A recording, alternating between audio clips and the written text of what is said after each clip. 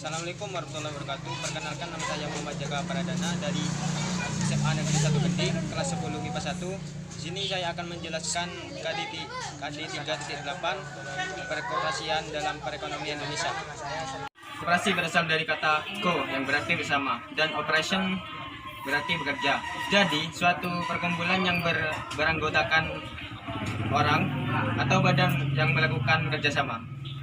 Sesuai dengan Peraturan Menteri Negara Koperasi dan Usaha Kecil dan Menengah Nomor 2 per MKUKM 4 2012 tanggal 17 April 2012 tentang penggunaan lambang koperasi Indonesia, maka lambang koperasi Indonesia yang lama digantikan dengan lambang dan gambar yang baru. Sesuai dengan Undang-Undang Nomor 25 Tahun 1992 tentang perkoperasian yang kembali berlaku setelah Mahkamah Konstitusi membatalkan pemberlakuan Undang-Undang Nomor 17 Tahun 2012 tentang perkoperasian. Koperasi di Indonesia memiliki landasan sebagai berikut. Memiliki 4 landasan, yaitu sebagai berikut. 1. Landasan ideal adalah Pancasila. 2. Landasan struktural ialah Undang-Undang 1945. 3. Landasan mental dan adalah solidaritas dan individual.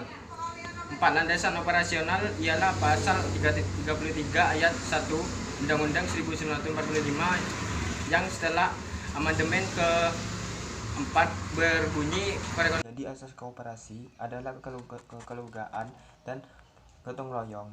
Oleh sebab itu, prinsip dari koperasi adalah 1. Asas kekeluargaan. Asas kekeluargaan ialah setiap anggota koperasi mempunyai sebuah kesadaran untuk melakukan yang terbaik di setiap suatu kegiatan koperasi dan hal-hal yang dianggap berguna untuk semua anggota dalam koperasi tersebut. Yang kedua, asas gotong royong. Asas gotong royong ialah setiap anggota koperasi harus mempunyai sebuah toleransi dan tidak egois dan individualis dan mau dalam bekerja sama dengan anggota lainnya. Ada 3 tujuan pembentuk koperasi di Indonesia. Yang ke-1, memajukan kesejahteraan anggota. Yang kedua, memajukan kesejahteraan masyarakat. Yang ketiga, membangun tatanan ekonomi nasional.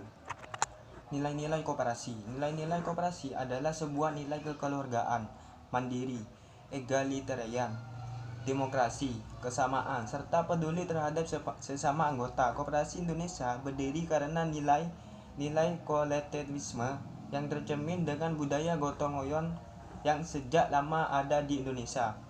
Mempunyai nilai kekeluargaan, mempunyai nilai dalam monolog diri sendiri, mempunyai nilai dalam bertanggung jawab, mempunyai nilai demokrasi, mempunyai nilai berkeadilan, dan mempunyai nilai kemandirian. Prinsip-prinsip koperasi. Prinsip-prinsip yang dijadikan dalam penuntun dan digunakan oleh koperasi untuk mengaplikasikan sebuah tuntunan tersebut dalam praktik koperasi yaitu sebagai berikut.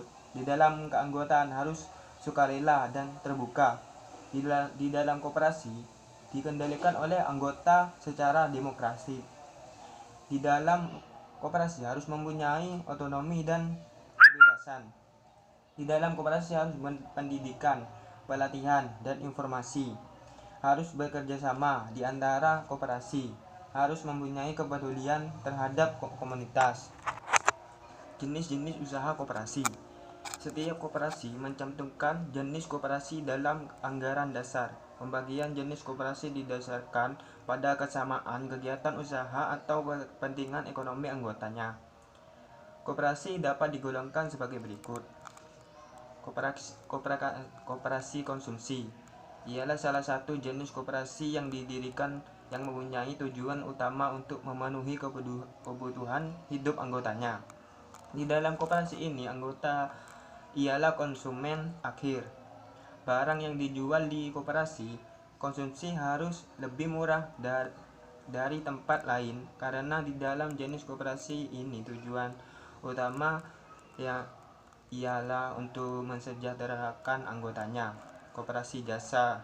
Jenis koperasi yang memiliki fungsi untuk memberikan jasa atau sebuah pelayanan kepada para anggota khususnya dan masyarakat sekitar pada umumnya. Contohnya, koperasi jenis ini yaitu koperasi simpan pinjam yang menyediakan sebuah jasa penyimpanan dan peminjam uang, tentunya dengan bunga yang lebih rendah daripada koperasi lain.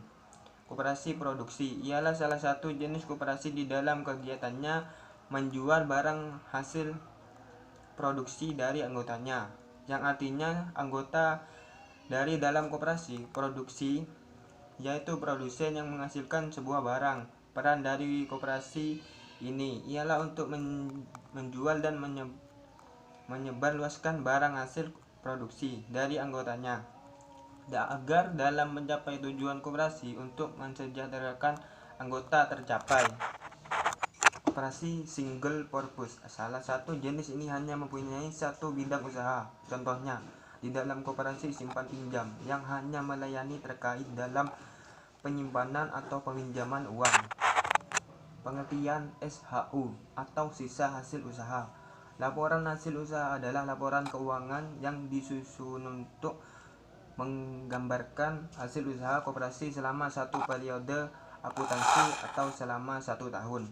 Cara pembagian SHU. Pembagian SHU diatur oleh Undang-Undang Koperasi Nomor 25 Tahun 1992 di bab 11 pasal 45 ayat 1, 2, dan 3. Penetapan pembagian SHU bagi masing-masing anggota koperasi yang dibagikan kepada anggota terdiri atas 1. Jasa modal, yaitu bagian dari sisa hasil usaha yang diberikan kepada anggota berdasarkan besar kecilnya simpanan para anggota. Yang kedua, jasa anggota, yaitu bagian dari sisa hasil usaha yang diberikan kepada anggota berdasarkan jasa anggota yang diberikan kepada koperasi. SHU diterima sama dengan jasa modal tambah jasa anggota. Kita harus mencari jasa modal. Simpanan anggota dibagi total simpanan kali persentase jasa modal kali SHU. 3 juta dibagi 60 juta kali 25% kali 40 juta sama dengan 500.000 rupiah.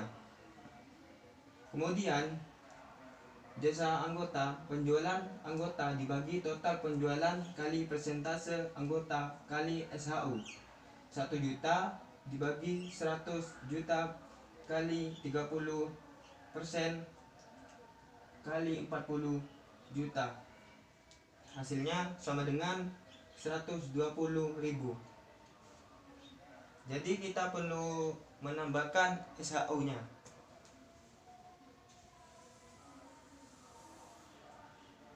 SHU sama dengan 500.000 ditambah 120.000 sama dengan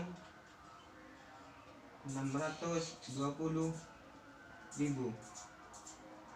Sekolah adalah koperasi yang menganggotanya para seluruh siswa dan satu sekolah, yang fungsinya sebagai wadah untuk belajar dan menumbuhkan kesadaran koperasi di kalangan siswa sebagai anggota dan pengurus. Pengembangan kewirausahaan tidak dapat dikatakan secara instan. Sikap mental kewirausahaan membutuhkan real touch untuk mengasah potensi segala internal yang ada pada diri masing-masing orang agar menjadi terlatih.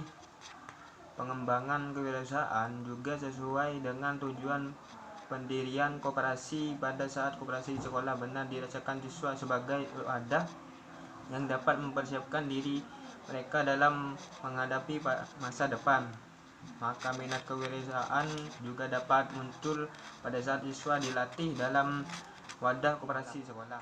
Bagi siswa dapat belajar berorganisasi, belajar memimpin dan bekerja keras, mengembangkan sikap disiplin jujur di kalangan siswa, menumbuhkan kreativitas, jiwa inovatif, bekerja keras, dan cerdas menangkap peluang untuk maju. Bagi sekolah sebagai laboratorium untuk menciptakan lulusan yang memiliki keterampilan hidup, dapat membantu program pemerintah membangun penjelasan tentang koperasi dalam perekonomian Indonesia. Mohon maaf apabila ada salah-salah kata. Wassalamualaikum warahmatullahi wabarakatuh.